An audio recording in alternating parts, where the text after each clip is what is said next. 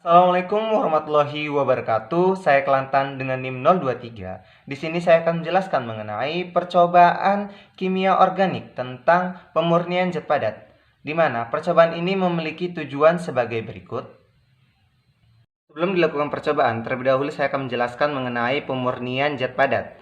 Pemurnian zat padat dapat dilakukan dengan dua cara, yaitu dengan rekristalisasi dan sublimasi.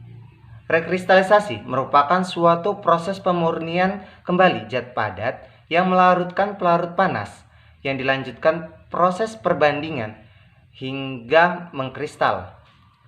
Cara ini dilakukan dengan melarutkan suatu pelarut yang cocok sekitar titik didihnya, kemudian disaring selagi panas untuk memisahkan zat padat tersuspensi atau tak larut dalam larutan. Ada 3 prinsip operasional rekristalisasi. Yang pertama, melarutkan zat padat campuran dalam pelarut yang minimal, biasanya pada titik didihnya.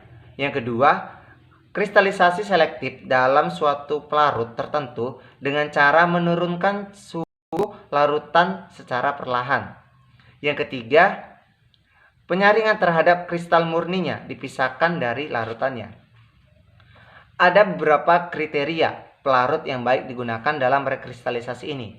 Yang pertama yaitu tidak bereaksi dengan zat padat yang akan direkristalisasi. Yang kedua, zat padatnya harus mempunyai kelarutan terbatas atau relatif tak larut dalam pelarut pada suhu kamar atau suhu rekristalisasi. Yang ketiga, zat padatnya mempunyai kelarutan yang tinggi dalam suhu didih pelarutnya. Yang keempat yaitu titik didih pelarut tidak melebihi titik leleh zat padat yang akan direkristalisasi. Yang kedua yaitu dengan cara sublimasi. Sublimasi merupakan proses perubahan zat padat menjadi uap dan uap terkondensasi langsung menjadi padat tanpa melalui fase cair. Biasanya sublimasi terjadi dengan zat yang mempunyai titik triple di atas titik triple air, sehingga pada kondisi tertentu baik suhu kamar, zat tersebut fase padat akan langsung berubah menjadi fase uap tanpa berubah menjadi fase cair terlebih dahulu. Adapun alat yang dapat digunakan pada percobaan ini yaitu gelas kimia 100 ml, corong booster, cawan penguap, gelas wall atau bisa diganti dengan kapas, dan kasa, serta kaki 3 dan bunsen. Bahan yang digunakan pada percobaan ini yaitu air suling, asam benzoat, air panas dan air es, naftalen tercemar, dan kertas saring. Pertama, rekristalisasi, yaitu dengan menuangkan 50 ml air suling ke dalam gelas kimia yang dipanaskan hingga timbul gelembung-gelembung. Kemudian diambil gelas kimia lain yang diisi dengan 0,5 gram asam benzoat tercemar yang ditambahkan air panas sedikit demi sedikit sambil diaduk hingga larutan semua larut. Mengapa sedikit demi sedikit? Karena bila ditambahkan seluruhnya maka kemungkinan akan terdapat gumpalan larutan.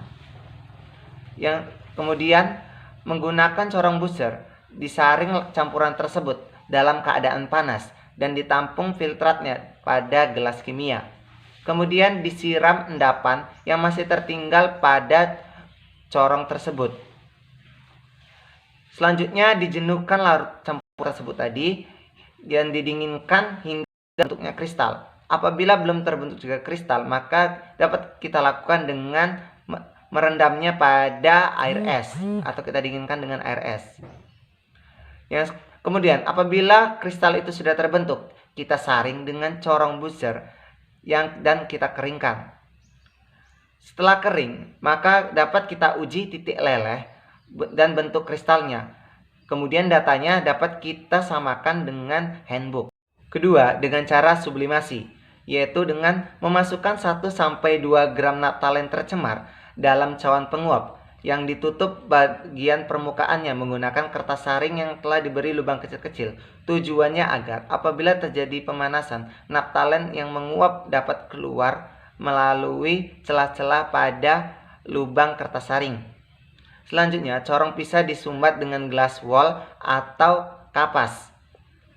Kemudian cawan penguap itu dipanaskan pada api kecil. Tujuannya agar prosesnya berjalan dengan lancar. Apabila menggunakan api besar, itu kemungkinan kertas saring akan terbakar dan percobaan ini kemungkinan gagal.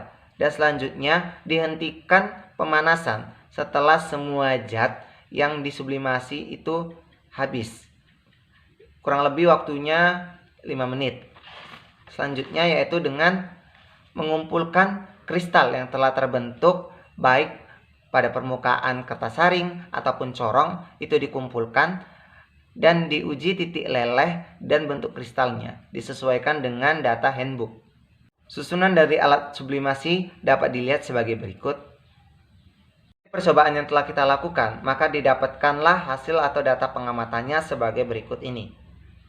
Pada perlakuan rekristalisasi, asam benzoat yang tercemar ini dapat larut dalam air dan dilakukan pemanasan yang kemudian disaring menggunakan corong Bucher, dan didapatkanlah suatu endapan yang berwarna putih yang kemudian dikeringkan di bawah sinar matahari, dan setelah kering diujilah titik lelehnya menggunakan MPa, di mana mulai meleleh pada suhu 125 derajat Celcius dan meleleh seluruhnya pada suhu 130 derajat Celcius.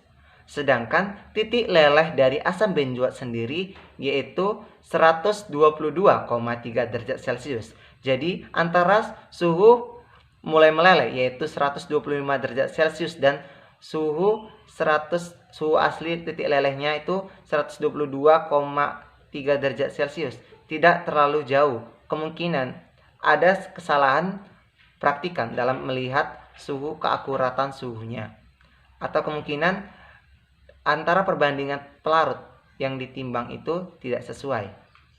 Kemudian dilanjutkan pada perlakuan sublimasi. Perlakuan ini menggunakan natalen berwarna pink atau merah muda yang dipanaskan sehingga terbentuknya suatu kristal yang terdapat pada kertas saring dan corong yang kristal ini berwarna putih, di mana diuji juga titik lelehnya menggunakan MPa.